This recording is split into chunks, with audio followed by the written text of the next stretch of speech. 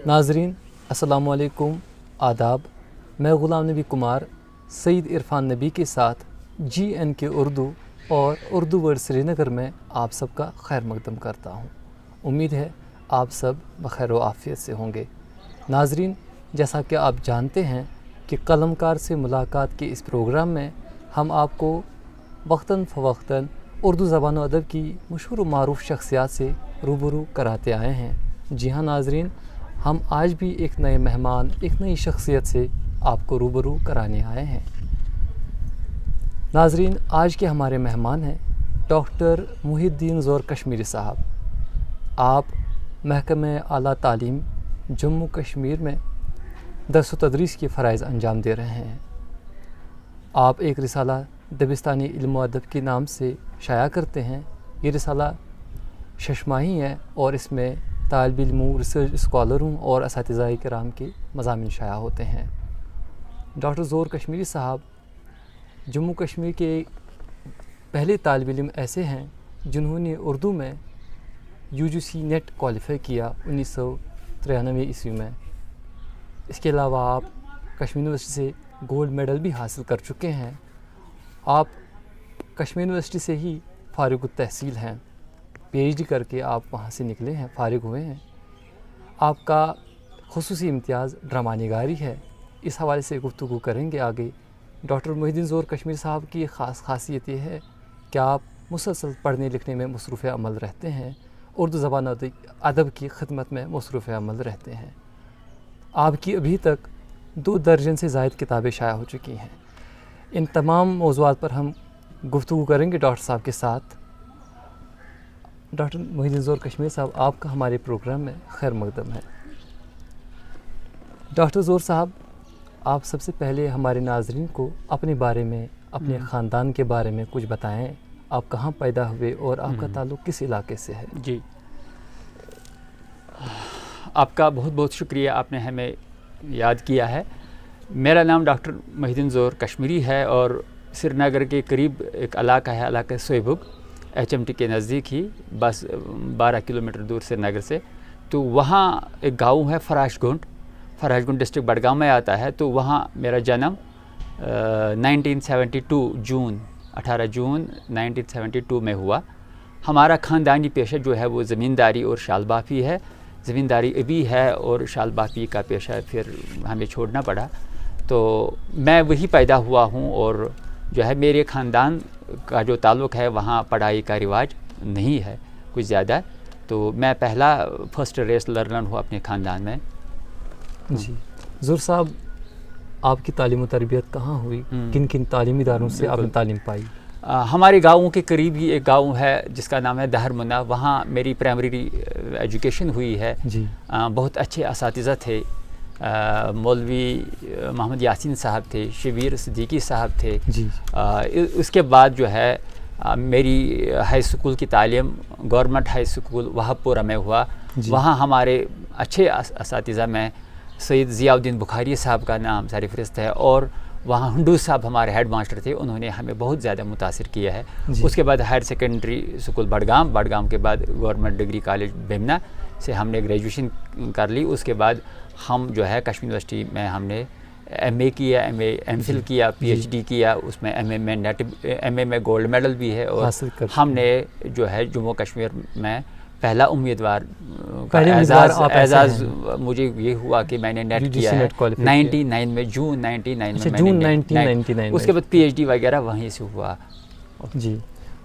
आप अपने ख़ानदान के बारे में बताइए। क्या आपकी आपके ख़ानदान के किसी बुज़ुर्ग को इल्म अदब से शगफ़ था, वाबस्तगी थी? नहीं, ऐसी कोई बात नहीं है। हम ख़ानदानी ज़मींदार थे और मैंने पहले ही अर्ज़ किया मैं फ़र्स्ट रेस लर्नर हूँ। अलबत्ता एक बात है, जो बडगाम के डार हैं वो अक्सर ज़मींदारी के नाम से, ज़मींदारी के पेशे से मशहूर हैं।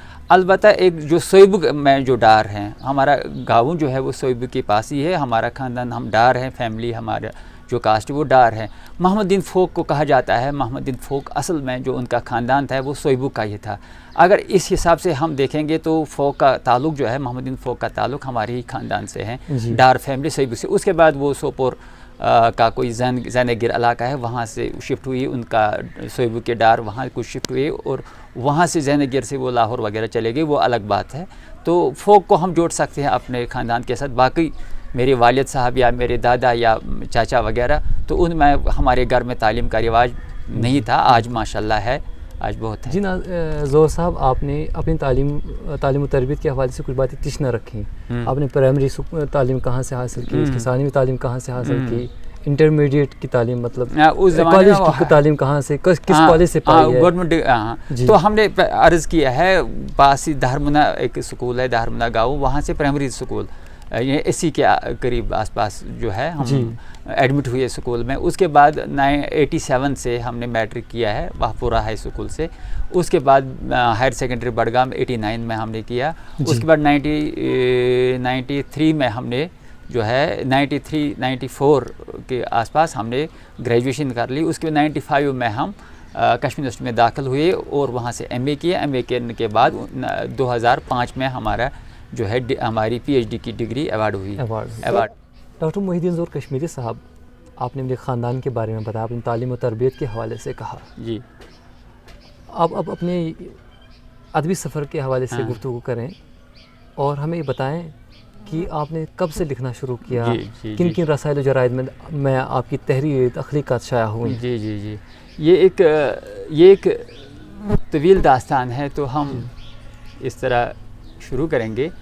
میں نے اپنی زندگی میں یہ نہیں سوچا تھا، نہ گھر والوں نے سوچا تھا کہ ہم جو ہے آگے ادب کے میدان میں کچھ کریں گے۔ البتہ گھر والوں کا فوکس یہی تھا کہ یہ بزنس کرے گا یا چھوٹی موٹی نوکری کرے گا، زیادہ سے زیادہ ان کی چھوٹی موٹی نوکری تھی، یا یہی کہ گھر کا خاندانی جو پیشہ زمینداری ہے، زراعت جو ہے، اسی چیز کو، یا شال باپی ہمارا اسی کو آگے بڑھائیں گے۔ تو مگر ایسا نہیں ہوا یوں کہ مجھے بچپن سے ہی پڑھائی لکھائی میں بہت انٹرسٹ تھی، حد سے زیادہ۔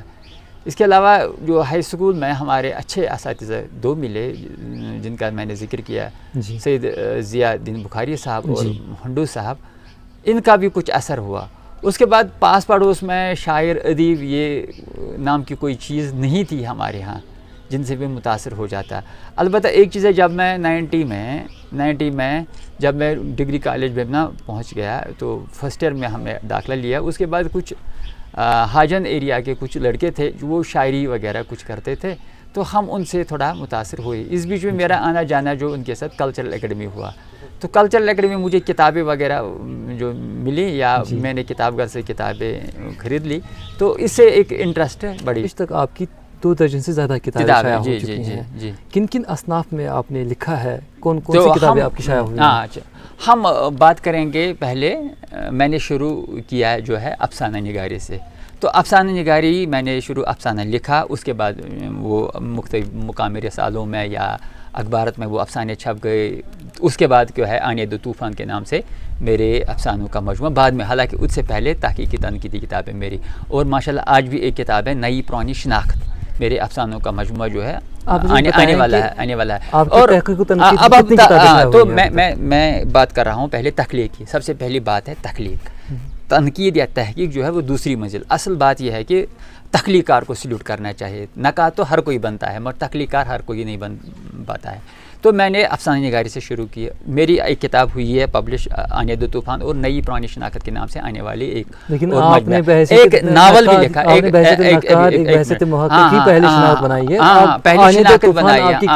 وہ بعد میں ہوئی اور آنے والی ہے۔ ایک ناول بھی میں نے لکھا جو ان پبلش، اس کا مسودہ میرے پاس ہے، زندہ نعش کے نام سے میرے پاس ایک ناول ہے۔ اب ہم تحقیق کی دنیا میں آئیں گے۔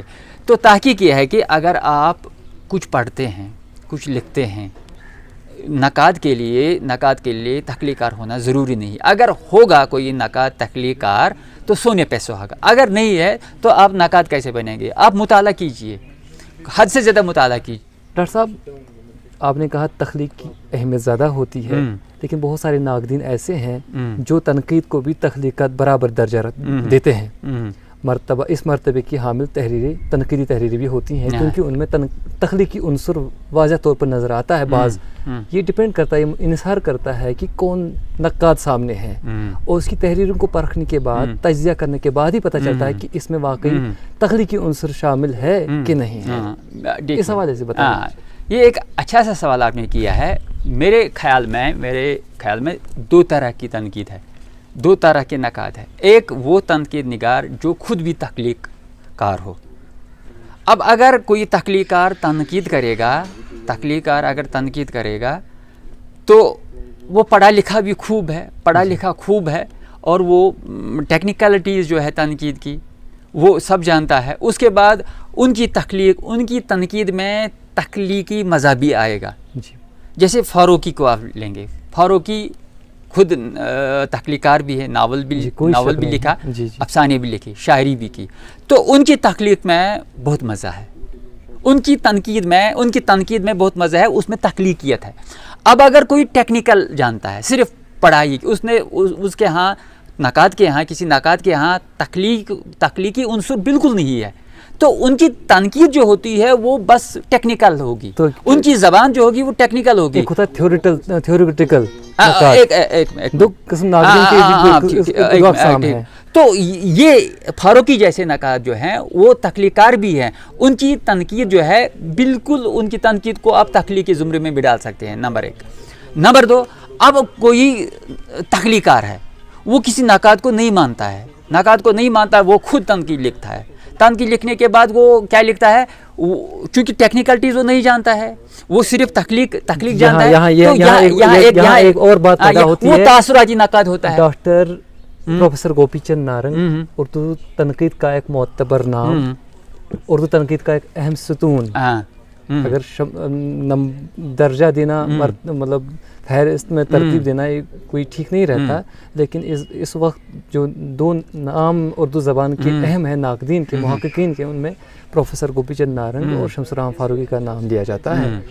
تو انہوں نے ان کی تخلیقات آپ نے پڑھی ہیں، نارنگ صاحب کی نہیں پڑھی ہیں، آپ نے تنقید پڑھی ہوگی، اور ان موضوعات پر انہوں نے تنقید کی ہے، اور جس میں پہلے شخص نے ہاتھ ڈالا ہو ان موضوعات پر. تو آپ کو لگتا ہے کہ تخلیق نہ کرتے ہوئے بھی کچھ افسانہ ناول وغیرہ نہ لکھنے کے باوجود، افسانے لکھے نہ ناول لکھے، اس کے باوجود ان کی تنقید کسی معیار سے کم ہے؟ نارنگ صاحب کا جہاں تک کہ تعلق ہے، نارنگ صاحب سے میں آپ کوئی بھی شخص لاکھ اختلاف کرے کوئی پرابلم نہیں، اس بات کی کوئی پرابلم نہیں ہے. مگر نارنگ صاحب جو ہے وہ گاڈ گفٹڈ ہے. نارنگ صاحب کی بات جو ہے وہ بالکل، میں نارنگ صاحب کو 1956 سے جانتا ہوں. کشمیر یونیورسٹی کی اقبال لائبریری میں نے بہت سارے رسائل پڑھے. رسائل میں نارنگ صاحب ایم اے کے دوران انہوں نے یا ایم اے کے بعد ہی جب وہ کالج میں تھے، جب انہوں نے جو مضامین انہوں نے لکھے وہ آج کل کے ڈبل پی ایچ ڈی کے برابر ہیں. اس لیے نارنگ صاحب جو بھی لکھے وہ بات ایتھینٹک ہے، وہ بات فائنل ہے. تو نارنگ صاحب نے کوئی تخلیق نہیں لکھی، حالانکہ مجھے پتہ نہیں ہے کہ انہوں نے لکھی ہوگی یا نہیں ہوگی تخلیق، مگر نارنگ صاحب تو الگ ہے، اس کو عام زمرے میں شامل نہیں کیا جائے. نارنگ صاحب ہم کسی عام نقاد کی زمرے میں نارنگ صاحب کو نہیں شامل کر سکتے ہیں. ان کی ہر بات جو ہے ان کی بات ایتھینٹک ہے. ان کا کیا موازنہ، ان کا موازنہ نہیں ہے، عام تخلیق یہ ظاہر کرتا ہے کہ ایسا کبھی نہیں کہہ سکتے کہ تنقید میں تخلیقی عنصر نہیں ہو سکتا. یہ نارنگ صاحب نے ثابت کر دیا ہے. دیکھیں عام طور پر جو نقاد ہوتے ہیں ان میں تخلیقی عنصر ہوتا ہے، مگر وہاب وارث سلوی کو وہ جاریت پسند نقاد ہے، ان کو آپ اسے خارج کیجیے. اب آئیے اچھے نقاد پر. نارنگ صاحب تو گاڈ گفٹڈ ہے، نارنگ صاحب کا مقابلہ کوئی نہیں ہے. اب آپ آئیے وہاب اشرفی صاحب پر. وہاب اشرفی صاحب تخلیق کار ہیں، بڑے تخلیق کار ہے، افسانے بھی لکھے، باقی چیزیں بھی ہیں اور نقاد بھی ہے.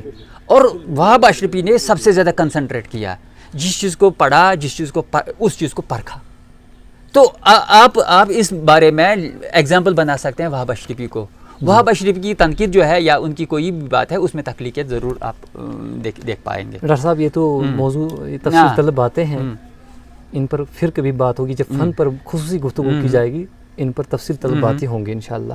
تو ڈاکٹر صاحب آپ اپنی کتابوں کی تفصیل بتائیں، کن کن موضوعات پر آپ کی کتابیں شائع ہوئی ہیں اور ان کے نام بتائیں. ہاں، میں کچھ کتاب میں نے 2 درجن کے کتاب جو ہیں پبلش کی ہیں، اور 1 درجن کی کتاب ویٹنگ ہے، پبلش اشاعت کے لیے بے قرار ہے. جی جی ٹائم اور پیسہ باقی چیزیں، یا پبلشر ریڈی ہو جائے. آج آپ جی دیکھیں ظاہر ہے کہ اردو کی حالت اچھی ہے، یہ نہیں کہیں گے ہم اردو کی حالت اچھی نہیں ہے تو ہماری کتابیں پبلش نہیں ہوتی ہے. اوور آل جو لٹریچر کی کتابیں ہیں، چاہے انگلش لٹریچر ہو یا کوئی بھی لٹریچر ہو، ہندی کو چھوڑ کے باقی جو ہے خاص کر ریجنل لینگویجز یا اردو جو ہے، وہاں اشاعت کا پروگرام بہت کم بنتا ہے. پھر بھی میں کوشش کرتا ہوں کہ میری کتابوں کی اشاعت کسی نہ کسی ان کی کوئی صورت نکل پڑے. تو جہاں تک کہ میری کتابوں کا تعلق ہے، میں نے پہلے جو ہے اپنی انشائیوں کا، جس میں کچھ مضامین بھی ہے، کچھ انشائے بھی ہے، فکر فردا کے نام سے 2002 میں میری پہلی کتاب سری نگر سے پبلش ہوئی ہے. وہ میری انشائیہ ہیں. اس کے بعد ناول کا فن، ارتقا اور لندن کی ایک رات، اسٹوڈنٹ کے لیے میں نے ایک کتاب لکھی ہے، جس کے 3-4 ایڈیشن ہوئے ہیں. بہت پاپولر یہ کتاب ہوئی ہے. نہیں، وہ تو بس انڈر گریجویٹ لیول کے لیے ناول کا فن، ارتقا اور لندن کی ایک رات، سجاد ظہیر کے ناول کے بارے میں. اس کے بعد ایک کتاب میں نے بی ایڈ کے لیے لکھی ہے، تدریس اردو کے نام سے. اس کے پتہ نہیں 10-20 ایڈیشن نکل چکے ہوں گے. تو آج بھی ہے یہ اردو امتحان، اسٹوڈنٹ کمپٹیٹیو ایگزام کے لیے جو ہے اردو امتحان کے نام سے کتاب. اس کے بعد پھر درسی کتاب ایک ہے، ناول پریم چند اور میدان عمل کے نام سے. اس کے بعد نکات اردو کے نام سے ایک کمپٹیٹیو ایگزام کے لیے ایک اور کتاب ہے. اس کے بعد ایک اور کتاب ہے رودادی اردو، وہ اردو کا انٹروڈکشن ہے، اردو کی پاسٹ اردو، پریزنٹ اردو، تو اردو کا فیوچر، اس کے فیوچر کے بارے میں ایک 150 صفحات کی کتاب ہے. اس کے بعد پروفیسر مجیب کے ڈرامہ خانہ جنگی پر میری ایک کتاب ہے. اور میرا جو ایم فل ہے سید امتیاز علی تاج کا ڈرامہ انارکلی، وہ ایک تحقیقی مقالہ ہے، وہ 400 پیجز کا وہ مقالہ ہے انارکلی پر. تو انارکلی پر اتنا کام نہیں ہوا جتنا کہ میں نے کسی گوشے کو نہیں چھوڑا ہے. البتہ کچھ ریسنٹلی کچھ تحقیق ہوئی ہے وہاں. وہ پاکستان کا ایک بیگ صاحب جو ہے، انہوں نے کچھ نئی باتیں، ان کو میں ایڈ کر رہا ہوں. یعنی جو ایم فل بات رہ گئی ہے وہ اب کمپلیٹ ہوگی. پھر بھی میری کتاب 400 پیجز کی ہے انارکلی. پھر میں کتابوں کے نام دہرا دیتا ہوں. تو میرا جو مین ہے وہ ہے ڈرامہ. دیگر کتابیں ہیں ان کے نام یوں ہیں: سید امتیاز علی تاج کا ڈرامہ انارکلی ایک مطالعہ، یہ ایم فل کا مقالہ رہا ہے جو 2012 میں شائع ہوا. اطالی کے بہارستان اردو، یہ نصاب کے لیے ترتیب دی گئی کتاب ہے، 2012 میں شائع ہوئی ہے. دبستان جموں کشمیر میں اردو، یہ تحقیق، تاریخ و تنقید پر مشتمل ہے. اس میں میں ایک بات کروں، یہ میں نے ایک چھوٹی سی کتاب لکھی. حالانکہ میرا پروگرام جو ہے وہ ہے کہ دبستان جموں کشمیر کے بارے میں ایک بہت بڑی کتاب ہو. ہم نے سروری کے بعد کچھ نہیں کیا. سروری کا بہت دین ہے، بہت کنٹریبیوشن ہے یہاں کشمیر میں اردو، مگر وہ کتاب آج آؤٹ ڈیٹڈ ہے. سروری نے جو کام کیا ہے وہ قابل تعریف ہے، مگر سروری کے بعد کچھ کام نہیں ہوا ہے. میں نے اردو کے بارے میں جو جموں کشمیر میں اردو کی صورتحال ہے یا اس کا جو پاسٹ ہے، ایک نٹ شل میں ایک چھوٹی سی کتاب لکھی، اور 2000 کاپی میں نے خود اپنے پیسہ لگا کے وہ پبلش کی ہے. اور وہ کتاب پورے برصغیر میں فری میں بیچی ہے میں نے، یہ جموں کشمیر میں اردو. اس کے بعد 1947 کی عیسوی کے بعد اردو ڈرامہ یہ میرا پی ایچ ڈی کا مقالہ ہے، مگر میں نے اس کا 1/3 500 پیج چھپے. 1/3 ابھی میرے پاس ڈرامہ کے بارے میں 2000 کے قریب پیجز جو ہے ان پبلشڈ ہیں. وہ انشاءاللہ جو ہے مرحلہ وار چھاپ رہا ہوں. ادبی افکار اور اقدار، یہ مقالات کا مجموعہ، ادبی مقالات کا مجموعہ ہے. اردو علمی آگہی، یہ ٹیچنگ آف اردو کے بارے میں ایک میرے تجرباتی کتاب ہے. آنے دو طوفان، یہ افسانوں کا مجموعہ ہے، 2018 میں شائع ہوا ہے. 2016 میں تدریس اردو زبان و ادب، 2016 میں یہ بھی کتاب بھی شائع ہوئی ہے. اطالی کے اردو زبان و ادب، یہ 2017 میں شائع ہوئی کتاب ہے. یہ مضامین ہیں میرے ہاں. ادبی آگہی بھی تنقیدی و تحقیقی مضامین کا مجموعہ ہے، 2017 میں شائع ہوا ہے. اردو میں ترجمہ سیکھنے کا ہنر، یہ نصابی ضرورت کی تکمیل کے لیے ترتیب دی گئی کتاب ہے. جموں کشمیر میں اردو صحافت آغاز تحال، یہ ہمارے ہاتھ میں ہے. ان کتابوں کی جو فہرست ہے آپ کو اسی کتاب میں پڑھنے کو مل جائے گی. ایک اور کتاب جو ہے ریسنٹلی میں نے کی ہے، مناظر عاشق ہرگانوی کا ناول شب نہیں لمس کے بعد، ایک ڈسکورس، ایک بہت ضخیم کتاب میں نے ایڈٹ کی ہے اسی کووڈ میں. تو وہ کتابیں اور 2-4 کتابوں کی اشاعت انشاءاللہ جو ہے جلدی ہو جائے گی. یہ سلسلہ بہت طویل، یہ طویل سلسلہ ہے، یہ جاری ہے. آپ نے ڈرامہ پر کام کیا ہے، آپ نے کہا کہ ابھی ایک حصہ 1/3 حصہ شائع ہوا ہے، تو اس کا مطلب یہ ہے کہ آپ نے ایک 2000 صفحات پر 2,500 صفحات پر یہ مشتمل مقالہ لکھا تھا پی ایچ ڈی کے لیے۔ بہرحال ڈرامہ کی صنف پر آتے ہیں، جموں کشمیر میں جتنے بھی اسکالرس آج نئے ریسرچ کی طرف آ رہے ہیں یا جو لوگ کر چکے ہیں، زیادہ تر افسانہ نگاری کی طرف آتے ہیں۔ شاعری اور ڈرامہ یا مرثیہ ان اسنا پر کم تحقیق ہو رہی ہے، اس کی کیا وجہ ہے؟ تو پہلی بات یہ ہے کہ میں اپنی ذاتی انٹرسٹ ڈرامہ کے حوالے سے بیان کروں۔ ذاتی انٹرسٹ یہ ہے کہ جب میں چھوٹا تھا تو ہمارے یہاں کشمیر میں ایک فوک تھیٹر ہے بانڈ پاتھر، تو میں بانڈ پاتھر دیکھنے کا بہت شوقین تھا، ایک منزل۔ اس کے بعد جو ہے فلمیں دیکھنے کا شوقین تھا، اور کبھی کبھار کالج ہائر سیکنڈری میں نے یہ بھی سوچا ہے کہ میں ایکٹنگ لائن میں جاؤں، مگر دو چیزیں تھیں۔ ایک یہ کہ میں گھر سے باہر نہیں نکل پایا کیونکہ حالات خراب تھے یہاں، کسی ایکٹنگ سکول میں داخلہ لوں یا ٹی وی ریڈیو جاؤں، ٹی وی ریڈیو پر وہاں بھی حالات سازگار نہیں تھے۔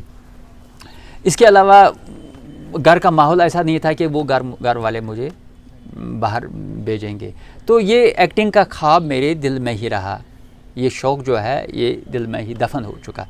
پہنچتے پہنچتے جب میں ایم اے میں نے داخلہ لیا، ایم اے میں میرا پیپر ڈرامہ تھا۔ اس کے بعد میں جب ریسرچ کی منزل آئی تو میں نے اپنی نگرانی محترم سے یہ عرض کیا کہ بھائی میں جو ہوں ڈرامہ پر کام کروں۔ تو ڈرامہ پر میں نے دیکھا اس کی صورتحال، اردو ڈرامے کی صورتحال، اردو ڈرامے کی شناسی یعنی تحقیق تنقید کی صورتحال، تو وہاں میں نے دیکھا کہ 2-4 لوگوں نے کام کیا ڈرامے پر۔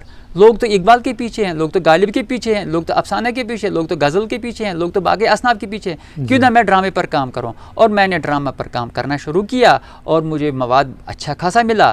دوسری بات، کچھ تانے لوگوں کے سنے کہ یہ ڈرامہ کوئی چیز ہے نہیں، میں نے کام کیا، کام کرتے کرتے میں گیا تو میں نے جو ہے M Phil P H D drama پر کیا اور اتنا مواد جمع کیا اور اتنا لکھا کہ جو دوسروں کے یہاں ممکن نہیں ہے۔ تو اس طرح جو ہے اب میں ڈرامے پر کام کرنے ڈرامہ نگاروں کے نام بتائیں ہمارے ناظرین کو جنہوں نے ڈرامے کی تنقید لکھی ہے۔ ڈرامے کی تنقید تو اگر ہم ڈرامہ کی تنقید کی بات کریں گے بہت کمزور ہیں۔ اگر ہم گوبی چند نارنگ، شمس الرحمن فاروقی پر آئیں گے تو ڈرامہ کی تنقید یا ڈرامہ شناسی کی جو روایت ہے اردو وہ کمزور کیوں ہے؟ آپ کا سوال یہی ہے۔ اگر غزل کی تنقید اسٹرانگ ہے، اگر فکشن کی تنقید اسٹرانگ ہے، اگر اقبال شناسی اسٹرانگ ہے، غالب شناسی اسٹرانگ ہے، ڈرامہ شناسی اسٹرانگ کیوں نہیں ہے؟ اس کی وجہ یہ ہے کہ ہمارے جو چوٹی کے ناقدین ہیں، چاہے عالیہ مسرور ہیں، چاہے کلیم الدین احمد جیسے بے باک نقاد ہے، چاہے شمس الرحمن فاروقی ہے، چاہے وہاب اشرفی ہیں، چاہے مناظر کاش خرگانوی ہے، چاہے گوپی چند نارنگ ہے، چاہے جمیل جالوی ہے، تو انہوں نے ڈرامہ شناسی کے حوالے سے کچھ کام نہیں کیا۔ اس وجہ سے یہ اگنور ہوا، یہ صنف یہ اگنور ہوئی ہے۔ تو جن لوگوں نے کام کیا ہے ان میں سب سے پہلا نام، آپ یہ کہیں گے اگنور ہوئی ہے یا یہ رجحان ڈرامہ کی طرف لوگوں کا کم ہے؟ نہ یہ اگنور ہوئی ہے۔ ڈرامہ تو لکھتے ہیں لوگ، ڈرامہ تو کرتے ہیں لوگ۔ آج کی بات اسٹیج ہوتا ہے، آج کی لٹل تھسپین آپ بات کیجئے، کلکتہ اظہر عالم، انیس عزمی کی بات کیجئے، تو بیچارے اپنا خون نکالتے، خون پسینہ نکالتے ڈرامہ نگار۔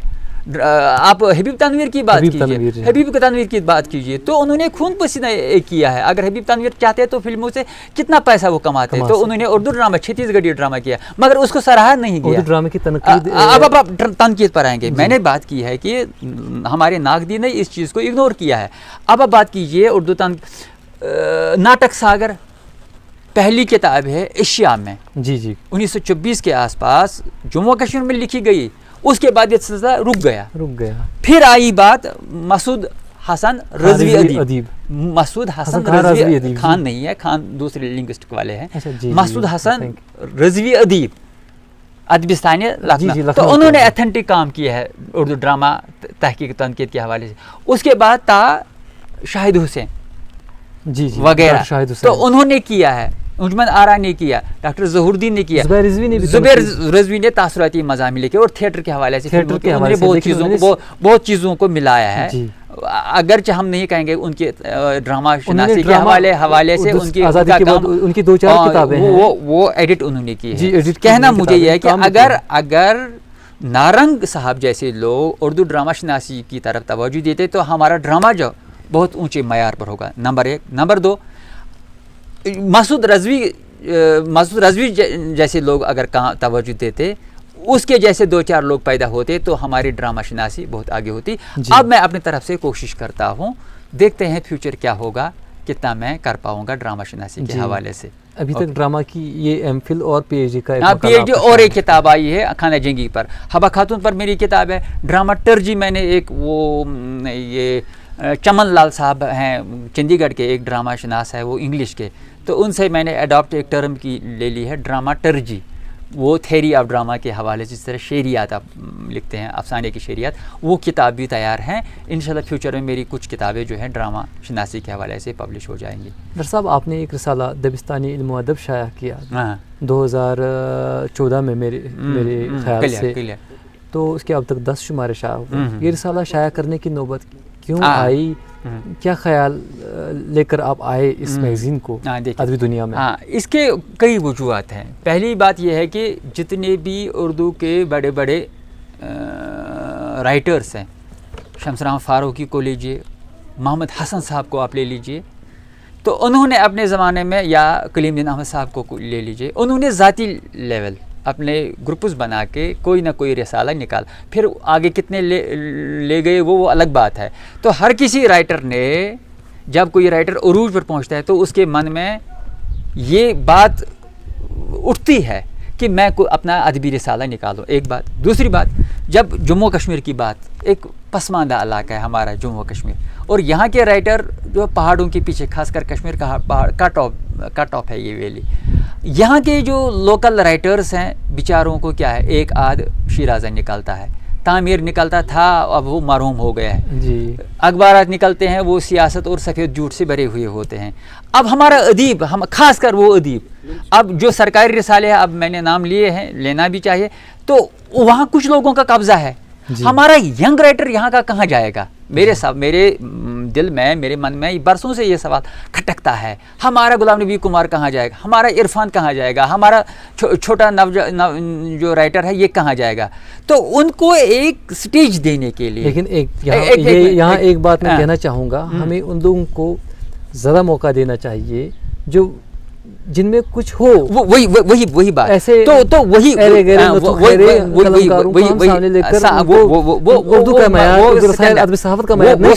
وہ سٹینڈرڈ ایک پیٹرن، ایک ایڈیٹر قائم کر سکتا ہے. جس چیز کو چھاپنا ہے اسی کو چھاپے، جس چیز کو نہیں چھاپنا ہے، جو قابل اشاعت نہیں ہے، اس کو چھوڑ دے. وہ ڈپینڈ کرتا ہے ایڈیٹر یا اس کی میگزین کی، یا میگزین کی پالیسی پر ڈپینڈ کرتا ہے. تو اس بات کو مد نظر رکھ کر میں نے 2010 سے میرے من میں یہ خیال ابھرتا رہا. تو 2014 میں نے سیلاب کے دنوں ہی دبستان علم و ادب کا پہلا شمارہ شائع کیا، اور ماشاءاللہ آج تک وہ 10 شمارے، کووڈ کی وجہ سے 1-2 شمارے رک گئے، ورنہ 12 شمارے ہوتے. تو پھر میں نے کیا دیا؟ میں نے دیا ہے ریاست، میں نے دیا ہے جموں کشمیر کے جتنے بھی ینگ اسکالرس ہیں. میں نیٹ سے، میں باہر سے، میں ریڈی میڈ مواد لینے کا قائل نہیں ہوں.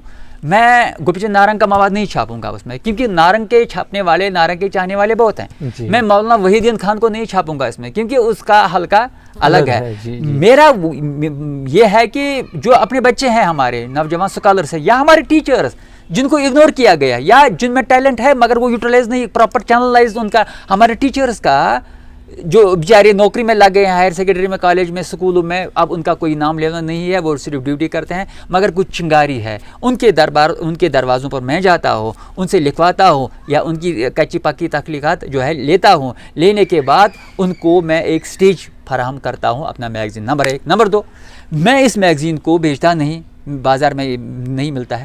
البتہ ریاست جموں کشمیر سے باہر جتنے بھی ادبی حلقے ہیں، میں 10-10, 15, 20 کاپیاں، 30 کاپیاں ان کو فری میں بیچتا ہوں. فری میں بیچ کے وہ اپنے حلقے تک اس کو پہنچا دیتے ہیں. یعنی کہ یہاں کا جو اسکالر ہے، یہاں کا جو نوجوان ادیب ہے، وہ جموں کشمیر سے باہر بھی متعارف ہوتا ہے، اور اس کو سٹیج فراہم کیا جاتا ہے. دوسری بات، باہر کے لوگ بھی اس میں پبلش ہوتے ہیں، چاہے نوجوان ہی کیوں، چنئی کا نوجوان ہی کیوں، پنجاب کا نوجوان ہی کیوں، دلی، لکھنؤ وغیرہ وغیرہ، یا جموں کشمیر کا نوجوان جہاں بھی ہے، وہ یا باہر کے نوجوان، باہر کے ینگ رائٹر جو ہے اس میں شامل ہوتے ہیں میرے دبستان علم و ادب میں. تیسری بات، یہ پیورلی سیکولر ہے. اس میں آپ دیکھیں کہ سنجیو کمار بھی ہوگا، اس میں رمیش بھی ہوگا، اس میں کرتار سنگھ بھی ہوگا، اس میں غلام محمد بھی ہوگا. یہ ایک میگزین ہے. اور اس کے ذریعے میں یہ میسیج دینا چاہتا ہوں, اردو ایک سیکولر زبان ہے. آج ہم چک بستی کی بات کریں گے, دیا شنکر نسیم کی بات کریں گے, وہ تو کل کی بات ہے. آج بھی ہمارے یہاں چک بستہ ہے, آج بھی یہاں روی کمار ہے, آج بھی ہمارے ستیش سنجے ہیں, آج بھی کرتار سنگھ ہمارے اردو میں ہے. یہ میں اپنے میگزین کے ذریعے ثابت کرتا ہوں. ان لوگوں کو, ان چیزوں کو میں اپریشیٹ کرتا ہوں. اور ہمارا جو میگزین ہے کسی ازم کو فروغ نہیں دیتا ہے, کسی ادبی گروپ کو یا کسی کی پگڑی یہ اچھالتا نہیں. بالکل. آپ ان مدیران کے لیے کیا پیغام دینا چاہیں گے جو 1000 روپے دے کر مضامین کو چھاپتے ہیں؟ کیا یہ بات جائز ہے؟ زر سالانہ لینا تو مناسب ہے, یہ تو مناسب بات ہے. میں جب بھی کسی رسالے میں کسی اسکالر کی تحریر چھاپتا ہوں تو میں یہ شرط رکھتا ہوں کہ آپ کو رسالے کا خریدار بننا ہی بننا ہے, اس میں کوئی شک نہیں. دیکھیے پھر جی اگر آپ کوئی پرائیویٹ اسٹیبلشمنٹ کریں گے, چاہے فیکٹری, سکول, ہسپتال, ٹرسٹ, کچھ بھی, بینگ ہیومن سے لے کے کوئی بھی, آپ یہ ڈپینڈ کرتا ہے آپ پر, آپ کیسے اس کو رن کریں گے. اگر آپ کے پاس کوئی ہوٹل ہے, اگر آپ کے پاس کوئی کمرشل ادارہ ہے, آپ کوئی ادبی یا علمی کوئی ادارہ بھی فری میں جو ہے قائم کریں گے تو وہاں سے پیسہ دیکھیے وہاں سے اعتراض ہے. ایک میں پہلے مجھے کمپلیٹ, وہاں سے پیسہ آئے گا, اس میں جائے گا. اگر آپ کے پاس کوئی اسٹیبلشمنٹ ہے نہیں, آپ گھر سے پیسہ نہیں لا سکتے, میگزین یا کسی سکول یا کسی ٹرسٹ پہ ڈال سکتے ہیں. اب دان دینے والے سر سید کو نہیں ملے, مشکل ہے. سر سید کو جوتا دیا گیا ہے کسی نے, نواب نے. آج وہ لوگ بھی نہیں ہے کہ جو علمی کام کے لیے پیسہ دیں گے. باقی کاموں کے لیے آپ پولیٹیکل پارٹی لانچ کیجئے, آپ کے اکاؤنٹ میں کروڑوں پیسہ آئے گا, جیسا ہمارے یہاں ہوتا ہے, کروڑوں پیسہ آتا ہے. مگر آپ میگزین لانچ کیجئے تو پیسہ نہیں آئے گا. اب آپ کی ایمانداری پر ڈپینڈ. اگر آپ کا مقصد میگزین کے ذریعے, ٹرسٹ کے ذریعے, سکول کے ذریعے یا کسی ادبی تنظیم کے ذریعے یہ مقصد ہے میں پیسہ بٹوروں, میں پیسہ جمع کروں, تو آپ چیٹ کر سکتے. جس طرح باقی شراب خانے میں آپ کہیں بھی چیٹ کریں گے, یہاں بھی آپ چیٹ کر سکتے ہیں. البتہ ایمانداری یہ ہے کہ آپ یہ دیکھیں گے اگر سٹینڈرڈ ہے تخلیق, اگر رائٹ آف سٹینڈرڈ ہے تو چھاپو, اگر رائٹ آف سٹینڈرڈ نہیں ہے تو اس پر محنت تھوڑی سی کرو. اگر کچھ نہیں ہے تو اس کو پھینکو, اگرچہ وہ آپ کو لاکھ روپے بھی دے گا, اگرچہ لاکھ روپے بھی دے گا تو اس ایسی تخلیقات کو لیکن ایسے مدیران بھی ہیں جو 1000 روپے لے کر 1500 روپے لے کر بنا دیکھے تحریر کو رسالے میں جگہ دیتے ہیں, اور پھر ہم رسالے کے معیار پر تک پہنچتے ہیں. ایسی یہ بحث طلب باتیں ہیں, اور ہم سب لوگوں کو پتہ چل گیا ہے کہ اگر میں ایسی باتوں کو کاؤنٹ کرنے بیٹھوں کہ اس کا اسٹیبلشمنٹ کیسا ہے, میرا کیسا ہونا چاہے, تو ان باتوں میں الجھنے والا نہیں ہوں. اگر کسی کو غلط کرنا ہے تو وہ کرے گا, مجھے نہیں کرنا ہے, میں کوشش کرتا ہوں میری طرف سے کوئی غلطی نہ ہو. بہت عمدہ باتیں ڈاکٹر زور صاحب نے بتایا. تو آپ کوشش کیجیے, آپ اپنا پرائیویٹ طور پر میگزین, اب کب تک آپ سرکار کے پیچھے پڑو گے؟ اور سرکار کی بہت ساری اپنی پرائرٹیز ہے, وہاں کی اپنی پالیسیز ہیں. ہم سرکار پر اور جیسے میں نے پہلے کہا, یہاں کشمیر میں 2 میگزین تھے, تعمیر تو اب مر گیا. ہم گورنمنٹ کے پاس 50 بار گئے تو اس کو زندہ کیجیے, انہوں نے نہیں کیا. اب ہم کب تک لڑتے رہیں گے؟ تو کیوں نہ ہم تعمیر جیسے 10 میگزین, آپ خود یہ کون سی بڑی بات ہے؟ لیکن رسالے کو جاری رکھنا بھی تو آپ 10 رسالے جموں کشمیر سے نکال لیجیے, کوئی پرابلم نہیں. پھر دیکھا جائے گا آپ کا معیار کہاں ہے. آگے بڑھیں.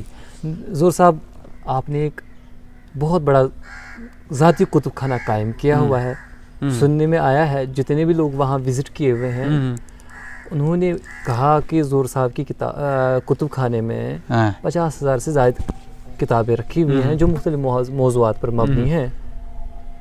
جرائد ہیں, نایاب کتب ہیں, اور مسودے ہیں بہت سارے. یہ کیسے قائم کی آپ نے لائبریری, اور کس خیال سے قائم کی؟ کیونکہ کتابوں کو سنبھالنا بھی دقت طلب مسئلہ ہے. جتنی اچھی بات ہے گھر میں کتب کا خانہ ہونے کی, اتنی بھی دشوار بات بھی ہے, دشوار مسئلے بھی پیش آتے ہیں گھر میں. تو کیسے قائم کیا؟ آپ کو کیسے خیال آیا کہ لائبریری کو قائم کیا جانا چاہیے؟ کیا اس لائبریری سے لوگوں نے استفادہ کیا؟ تو بات یہ ہے کہ میرے بچپن میں بہت سارے شوق تھے جو باقی بچوں سے ڈیفرنٹ تھے, یونیک تھے. تو ایک شوق یہ بھی تھا, میں پرانی کاپیاں جمع کرتا تھا, پھر گھر کی الماری میں رکھتا تھا. اس کے بعد جب میں ادب کے ساتھ وابستہ ہوا، یعنی کالج کے زمانے سے ہی جتنا بھی پیسہ مجھے بچتا تھا، جیب خرچہ جو بھی گھر سے ملتا تھا، جو بچتا تھا اس میں تو جو ہے بیشتر پیسہ میرا کتابوں پر جاتا تھا۔ اس کے بعد پرانی کتاب، نئی کتاب جو مجھے ملتی تھی، ایک جنون مجھے پیدا ہوا کالج کے زمانے سے، پھر ایم اے پھر وغیرہ ریسرچ میں، تو میں نے ان کتابوں کو دھیرے تن کے جمع کیا۔ اس کے بعد میرا باہر آنا جانا ہوا۔ آپ دلی جائیے، دلی میں جب بھی میں جاتا ہوں، وہاں جو کتاب مجھے ملتی ہے میں خریدتا ہوں۔ جب میں گاؤں سے یا گھر سے نکل کے شہر جاتا ہوں، میں نے ابھی یہ ذوق آپ کے اندر آج بھی موجود ہے، بچپن سے آج تک یہ ذوق آپ رکھے ہوئے ہیں۔ اللہ تعالیٰ اس ذوق میں اور اضافہ کریں۔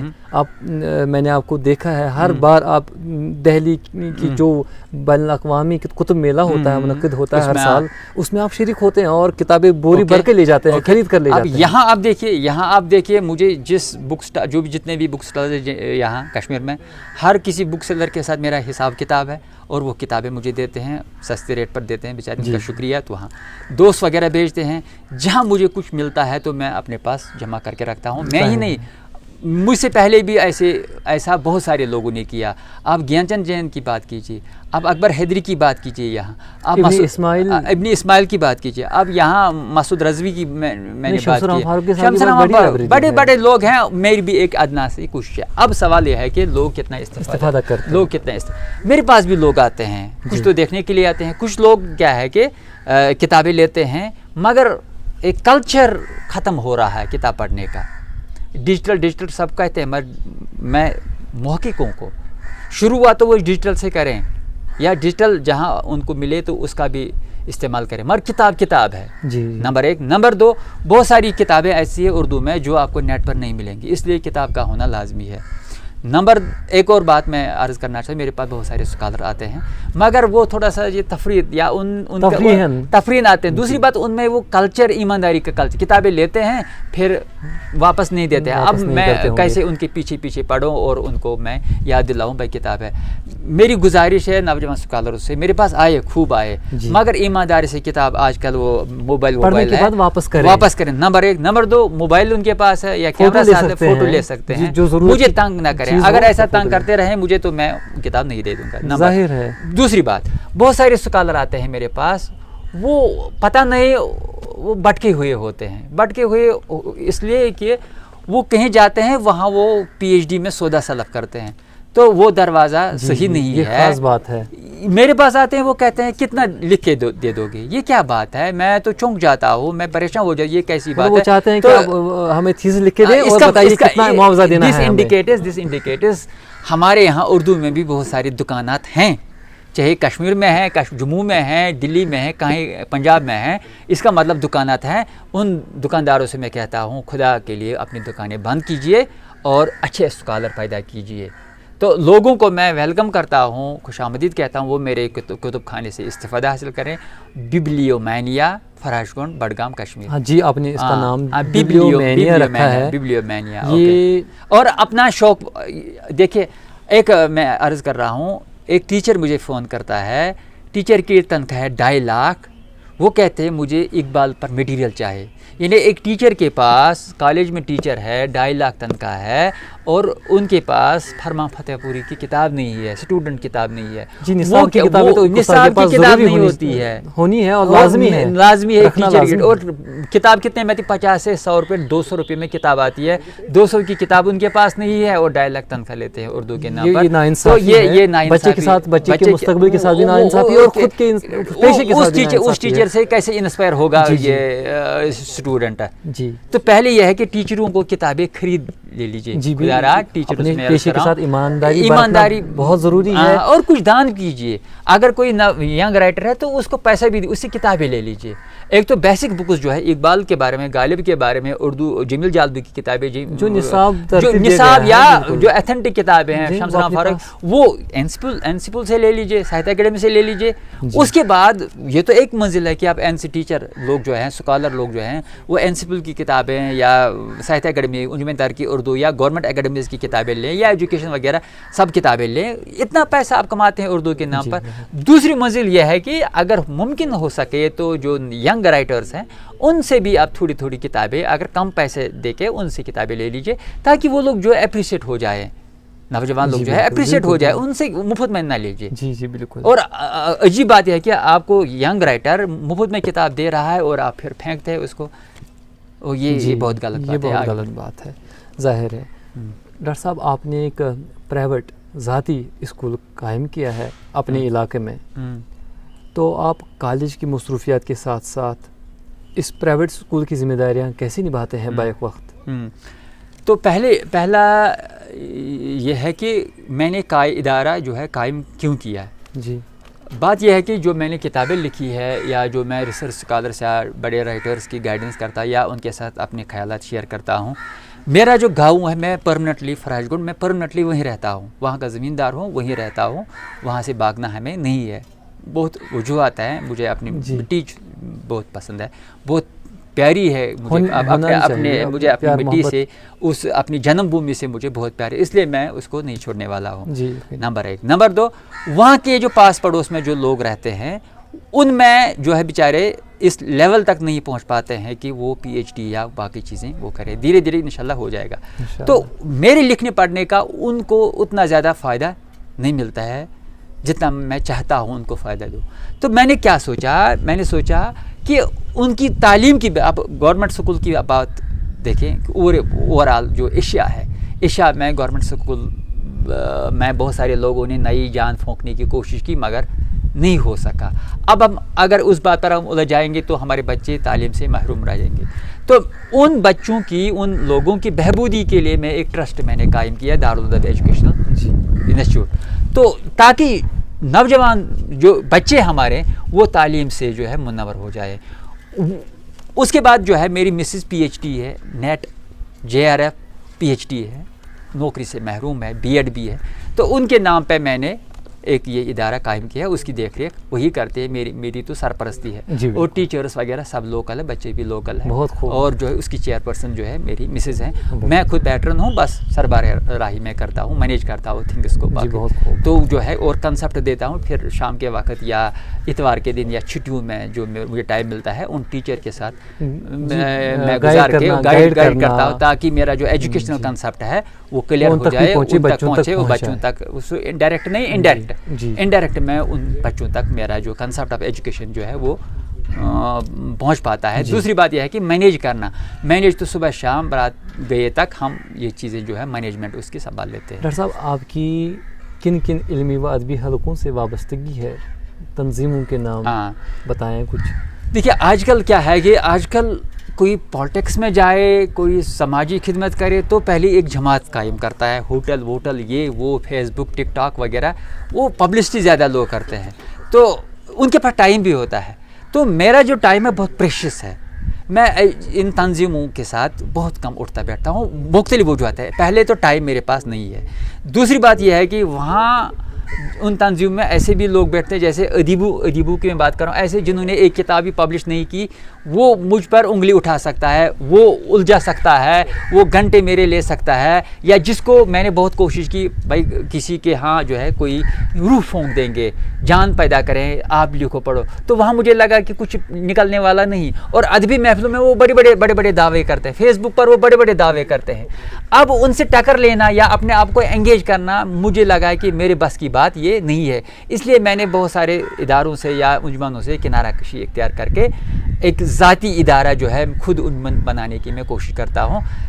اگر دیکھا جائے میں ہر کسی کی عزت کرتا ہوں، کسی کا نقص نکالنے کے قائل میں نہیں ہوں، کسی کے ہاں جو ہے کیڑے نکالنے کا میں قائل نہیں ہوں، البتہ جو وہ لوگ کرتے ہیں ٹھیک کرتے ہیں، جو میں تنہا زندگی گزارتا ہوں، تنہا اکیلے سفر پر جاری ہوں، تو یہ صاحب آپ کا بہت بہت شکریہ، آپ نے ہمیں اپنا قیمتی وقت دیا، آپ کی بہت ممنون۔